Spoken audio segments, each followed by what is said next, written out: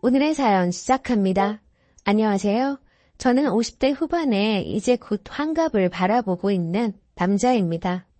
저에게는 모든 것을 주어도 하나도 아깝지 않은 제 인생의 전부인 딸이 하나 있어요. 그런 딸이 얼마 전에 결혼했어요. 원래는 1년 전에 해야 했는데 충격적인 일이 있어서 이제야 하게 되었네요. 우여곡절이 많았던 딸의 이야기를 한번 써보려 합니다. 그 이야기를 하려면 먼저 제 이야기부터 해야겠네요. 가정 형편이 좋지 않아서 공부는 나름 상위권에 속했는데 대학교에 진학하지 못했어요. 그래서 이 일 저 일 닥치는 대로 하다가 군대에 가게 되었어요. 후임으로 목수일 하는 사람이 들어왔어요. 이야기를 들어보니 일은 힘들지만 몇 년 동안 열심히 해서 밑에서부터 차근차근 배워서 기술자가 되고 나면 웬만한 회사에 다니는 것보다 돈벌이가 괜찮다고 하더군요. 물론 기술자가 꼭 되지 않아도 열심히만 하면 먹고 사는 데는 지장이 없어 보였어요. 그래서 저는 군대를 전역하고 목수의 일을 배우게 되었어요. 처음에는 당연히 허드렛 일부터 시작했어요. 그러면서 차츰차츰 기술을 배우게 되었죠. 하다 보니 재미있고 적성에 맞는 것 같더라고요. 제가 나무로 무언가를 만들었다는 성취감 같은 게 있었어요. 28살이 되었을 때 일이네요. 한 여자를 알게 되었어요. 제가 자주 가는 식당이 있는데요. 어느 날 가보니 못 보던 여자가 일을 하고 있더군요. 그 여자는 저보다 3살 아래였어요. 한 번의 이혼의 아픔을 가지고 있었어요. 혼인신고는 하지 않고 사실상 부부로 3년간 살다가 헤어졌다고 하더군요. 아이는 없었다더라고요. 전 남편이 일을 하지 않고 도박에 빠져서 도저히 참고 살 수가 없었다고 했습니다. 부모님도 어린 나이에 일찍 여의고 형제도 일가친 적도 하나도 없더라고요. 그녀의 안타까운 이야기에 저는 그녀에게 연민을 느꼈어요. 돈 한 푼도 안 들고 나와서 여자 혼자의 몸으로 살아가기 참 힘들었을 텐데 그래도 쉽게 돈을 벌 수 있는 나쁜 길로 안 빠지고 식당에서 성실하게 일하는 모습이 참 좋아 보이더라고요. 그래서 잘해주게 되었어요. 제가 잘해줘봤자 친절하게 대해준 것밖에 없었어요. 식당에 갈 때면 먼저 웃는 얼굴로 인사하고 힘든 일을 해보지 않았는지 허리가 아프다고 하길래 파스 몇 장 사준 게 다였어요. 저는 일의 특성상 전국까지는 아니지만 다른 지역에 한 달 아니면 2달씩 있기 일쑤였어요. 그래서 그녀가 신경은 쓰이는데 얼굴을 거의 볼 수가 없었습니다. 그러다 보니 그녀에 대한 제 마음이 애틋해진 것 같아요. 어느새 그녀를 좋아하는 마음이 생긴 거였죠. 그래서 일을 마치고 모처럼 만에 그녀를 만난 날, 저는 결혼을 전제로 만나보자고 고백을 하였습니다. 그녀도 좋다고 하더군요. 그래서 반년쯤 만나다 결혼을 하게 되었어요. 마음 같아서는 손에 물 한 방울도 안 묻히고 행복하게 해주고 싶었어요. 하지만 현실은 가혹하더군요. 저도 물려받은 거 하나도 없었고 제가 그동안 모은 거로는 작은 집 구하는 것도 쉽지가 않았어요. 이리저리 돈을 능통해서 집은 어찌저찌 구했어요. 힘들어도 집을 사버려야 아내의 마음이 좀 편할 것 같았습니다. 그래서 집을 구하기는 했지만 아내 사는 자리는 형편없었어요. 그래도 사랑하는 아내와 함께 있으니 행복하더군요. 저는 아내에게 제가 열심히 일할 테니 걱정하지 말라고 했습니다. 그런데 아내는 계속 일을 한다고 하더군요. 제가 말렸지만 자기를 조금이나마 보탬이 되고 싶다고 고집을 부리더군요. 저는 어쩔 수 없이 그러라고 했어요. 대신에 제가 열심히 할 테니 그때까지만 조금만 참으라고 했죠. 그런데 아내는 결혼한 지 6개월 만에 일을 그만두게 되었어요. 임신했거든요. 일하다가 아내의 전화를 받고 알았는데 저는 정말 너무나 기뻐서 환호성을 질렀습니다. 아내에게 당장이라도 달려가고 싶었지만 다른 지역에서 일을 하고 있어서 그럴 수가 없었어요. 그리고 아이가 태어난다면 앞으로 돈이 많이 들 텐데 걱정이었어요. 하지만 걱정을 하기보다는 더 열심히 일해야겠다고 마음속으로 굳게 다짐을 했습니다. 그래서 아내와 진지하게 상의를 했어요. 우리의 미래를 위해서 배가 불러와 힘들겠지만 아내에게 조금만 참아주라고 부탁했습니다. 앞으로 쉬지 않고 전보다 더 열심히 일을 하겠다고 했습니다. 그렇게 되면 곁에 있어주지 못할 거라고 했죠. 아내는 자기가 어린애냐고 그 정도도 이해 못할 것 같으냐고 하더라고요. 일을 무리하게 하다가 제 몸이 상하는 거 아니냐고 아내는 도리어 제 걱정을 하더군요. 저는 그런 아내를 꼭 안아주며 걱정하지 말라고 이야기했습니다. 그 뒤로 저는 열심히 일했어요. 일이 없는 날에는 철거 일도 하고 식당에 가서 불판도 닦고 정말 닥치는 대로 일을 했습니다. 열심히 하니 돈이 조금씩 모아지더군요. 그러던 중 아내는 딸아이를 낳았습니다. 저는 일을 하느라 딸아이와 많은 시간을 보내지는 못했어요. 하지만 딸아이는 제가 일을 하다가 힘들어 지칠 때면 저에게 보약같이 힘을 주는 존재였어요. 아무리 힘이 들어도 딸아이의 사진을 보면 웃음이 절로 나며 피로가 가시며 힘이 솟았거든요. 조지는 우리 가족을 위해서라면 뭐든 못할 게 없다는 생각을 했습니다. 아이가 5살이 될 때까지는 정말 눈코 뜰 새 없이 바쁘게 살았어요. 사랑하는 딸의 얼굴도 한 달에 한 번 겨우 볼까 말까 할 정도로 일했습니다. 우리 복병이 딸 때문이었을까요? 일이 술술 잘 풀리더라고요. 그동안 모은 돈으로 땅을 샀는데 땅값이 엄청나게 오른 거예요. 그리고 결혼하면서 샀던 집값도 꽤 올랐어요. 다 정리하고 지방으로 내려갔어요. 돈을 버는 것도 중요하지만 더 늦기 전에 딸아이하고 많은 시간을 보내고 싶었거든요. 저는 3층짜리 상가 건물을 샀습니다. 상가와 2층은 세를 주고 3층에 저희가 살았어요. 전에 살던 집에 비하면 정말 크고 좋았습니다. 딸아이 방도 예쁘게 꾸밀 수 있었어요. 방을 보고 좋아하는 딸아이를 보니 지방에 내려오길 잘했구나 하는 생각이 들었습니다. 저는 일을 될 수 있으면 조금만 하기로 했어요. 그리고 아내는 전부터 식당을 하고 싶어 해서 1층에 작은 분식 가게를 열어주었습니다. 아내가 음식 솜씨가 좋아서인지 장사가 제법 되더라고요. 살림이 안정되자 돈은 금방 모이더군요. 저와 아내도 씀씀이가 크지 않았거든요. 지방이라 물가도 낮았습니다. 거기다 집세도 들어오고 저 벌고 아내까지 보니 아이 키우고 생활하는 데는 전혀 지장이 없었어요. 저의 바람대로 아무 탈 없이 잘 자라주었어요. 어느새 딸이 대학교를 졸업하고 사회에 나가 자기가 하고 싶은 일을 했습니다. 딸아이는 제 인생에서 제일 소중한 보배였고 자랑스러운 존재였습니다. 재작년 겨울에 그런 딸이 결혼한다고 남자를 데리고 왔어요. 대화를 해보니 예의도 바르고 착한 성품을 가지고 있더군요. 다니는 회사도 괜찮아 보였고 여하튼 나무랄 데 없어 보였어요. 그리고 무엇보다 딸을 정말 사랑하는 것 같더군요. 양가 상견례도 했는데 사돈 내외분들도 좋으신 분들이었어요. 그래서 결혼 날짜를 잡았습니다. 그리고 집 문제와 혼수 등등 결혼을 준비하는데 어떠한 불화도 없었어요.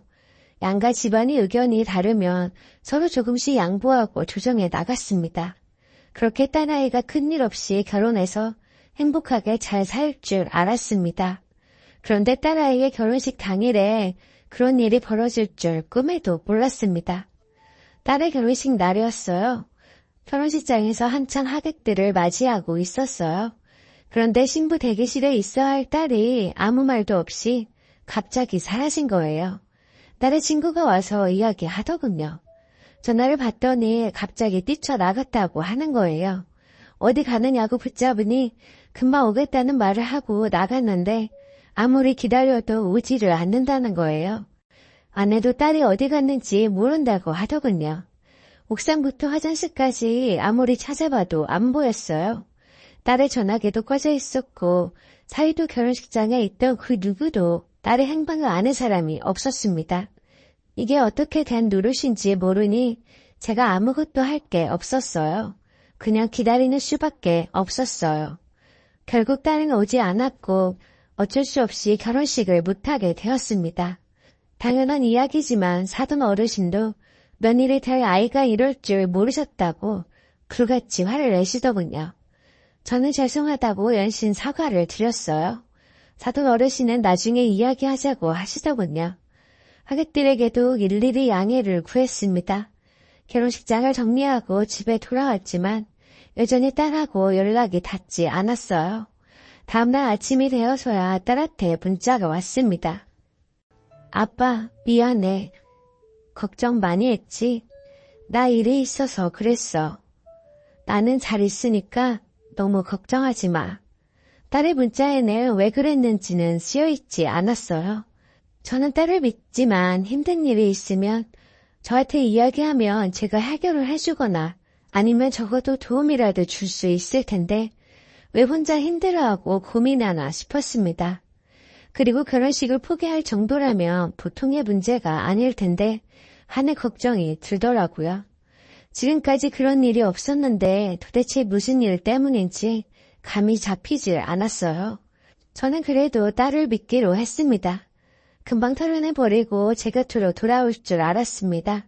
하지만 그런 제 생각과는 달리 6개월이 지난 후에 딸을 만날 수 있었어요. 중간중간 잘 있으니 걱정하지 말라고 전화나 문자를 하기는 했지만 다른 이야기는 하지 않았어요. 그런데 딸이 저에게 전화해서 저에게만 따로 할 말 있으니 만나자고 하는 거예요. 그래서 아내에게 이야기하지 않고 만나기로 한 장소로 나갔어요. 6개월 만에 딸을 보니 좀 야인 것 같지만 별일 없어 보이더군요. 그동안 마음 졸이며 걱정했는데 이렇게 내 앞에 몸 건강히 나타나줘서 다행이다. 정말 감사하다라는 생각이 들었어요. 행여나 딸이 잘못된 거는 아닐까 걱정 많이 했거든요. 저는 딸한테 이야 어찌 되었든 얼른 집에 가자고 했어요.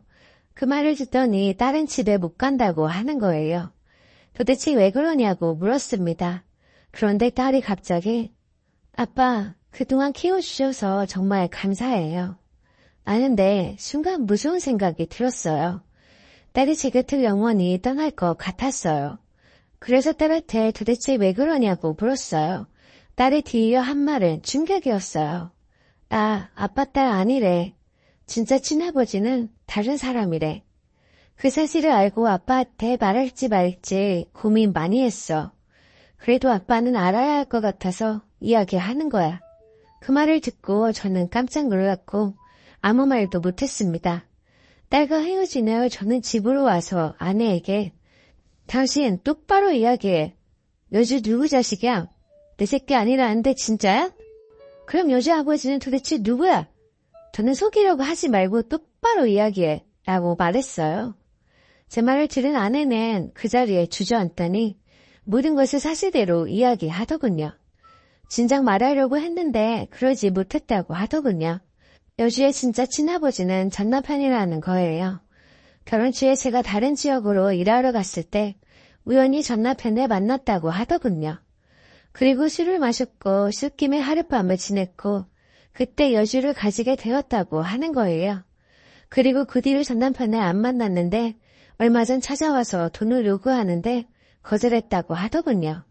그런데 여주가 결혼하는 걸 어떻게 알았는지 결혼식 전날 찾아와 그걸로 협박하길래 전 남편한테 어떻게 내 딸한테 그럴 수 있느냐는 말을 얼떨결에 해버리고 만 거였어요. 전 남편이 결혼식 날 여주에게 전화를 했고 그래서 여주가 알게 된 거였어요. 그 이후로 여주가 결혼식을 뛰쳐나간 거였습니다. 그러니까 처음부터 아내는 모든 것을 알고 있었던 거예요. 그럼 처음 임신 사실을 알았을 때 그때 이야기를 하지. 그랬더라면 지금보다 더 힘들었을지도 모르는데 여주가 내 친딸이 아니라는 사실보다 30년 가까이 그 긴 세월 동안 죽었다는 사실이 저를 더 힘들게 하더군요. 저는 아내에게 헤어지자고 말했어요.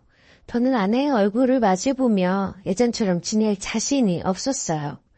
그 말을 듣더니 아내가 집을 나가더군요. 아내와는 협의 이혼을 했습니다. 저는 괴로워서 술을 마셨어요. 도대체 제가 뭘 잘못했길래 저한테 이런 일이 생기는지 정말 하늘이 원망스럽더라고요.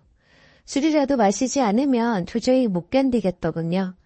아내도 딸도 없는 집에서 혼자 며칠을 술만 마셨네요.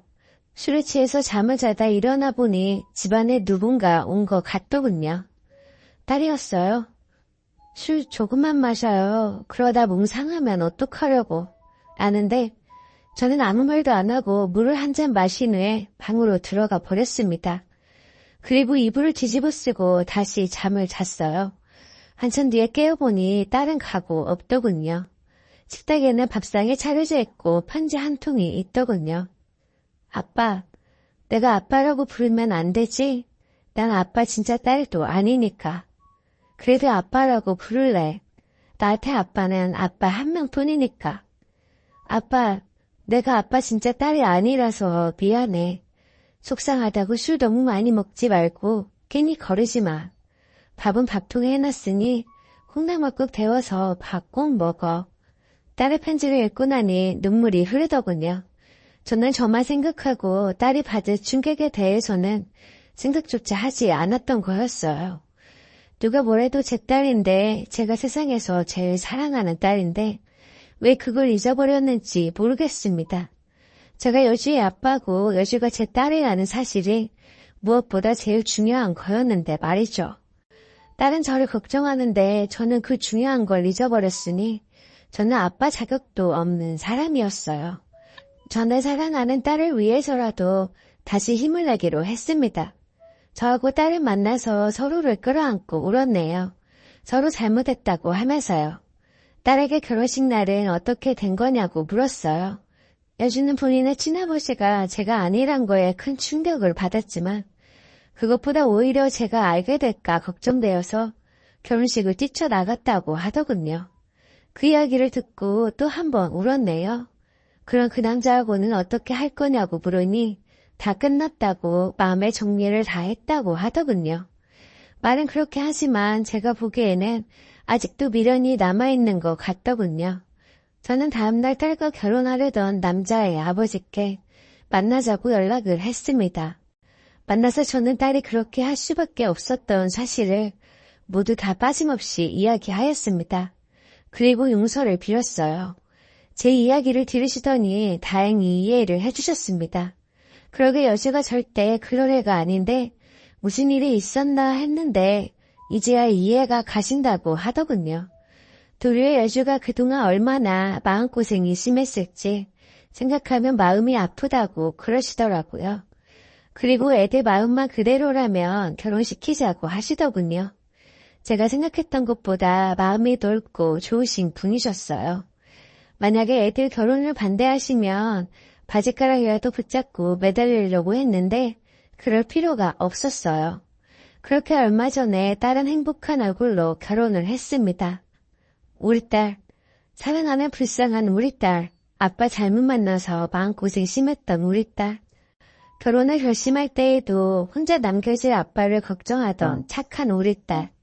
아빠가 많이 사랑하는 거 알지? 네가 아빠의 딸로 태어나줘서 내가 너의 아빠라서 나는 더 바랄 게 없구나. 아빠는 잘 지낼 거니까 아빠 걱정은 그만하고 행복한 결혼 생활을 하길 바란다. 사랑하고 고맙다, 우리 딸. 못난 아빠가.